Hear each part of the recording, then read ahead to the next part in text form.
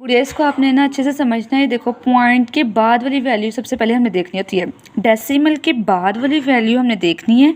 अगर तो डेसिमल के बाद वाली वैल्यू ग्रेटर देन 5 है, अगर तो ग्रेटर देन 5 है तो ये जो डेसिमल के बाद ये वाली वैल्यू होती है ना, पहले वाली वैल्यू, तो हमने उसमें 1 ऐड कर देना होता है।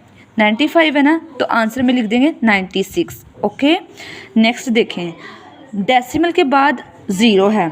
अब आपको पता है जो 0 है ये तो लेस देन 5 है, ग्रेटर देन 5 नहीं है।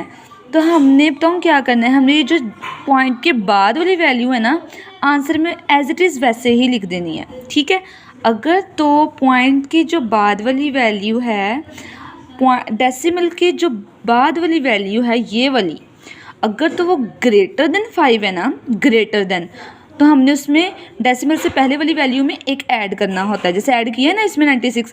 अगर तो लेस देन 5 है तो हमने ऐड नहीं करना, हमने जो जैसी है ना उसको वैसे लिख देना है। अब इधर देखो, अब पॉइंट डेसिमल के बाद जो 9 है ये ग्रेटर देन 5 है। ठीक है, तो हमने 0 में 1 ऐड किया तो 1 आ गया।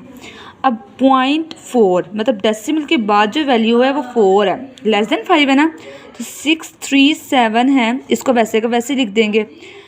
हमने जो आंसर है ना, ये बात आपने माइंड में रखनी है, वो डेसिमल से पहले वाली वैल्यू है ना वो लिखना होता है। अगर तो डेसिमल के बाद वाली वैल्यू 5 से ऊपर है, ग्रेटर देन 5 है, तो उसमें एक ऐड करेंगे। अगर नहीं 5 से ऊपर, नीचे नीचे है 5 से, तो उसमें कुछ भी ऐड नहीं करेंगे, उसको एज इट इज़ वैसे लिख देंगे। अब यहाँ पर डेसिमल के बाद 0 है जो कि लेस देन 5 है ना, तो अगर तो लेस देन 5 होगी तो उसको डेसिमल से जो पहले वाली वो वैसे ही आ जाएगी। आपने अपने माइंड में ये कॉन्सेप्ट रखना है कि अगर तो जो डेसिमल से आगे वाली वैल्यू को देखना है, अगर तो वो ग्रेटर देन 5 है तो उसमें डेसिमल से पहले वाली वैल्यू में एक ऐड कर देना है। अगर जो वैल्यू है ये डेसिमल के बाद वाली लेस देन 5 है, तो आपने ये जो वैल्यू है डेसिमल से पहले वाली उसको एज इट इज़ वैसे ही लिख देना है जैसे लिखी हुई है। आइए समझ।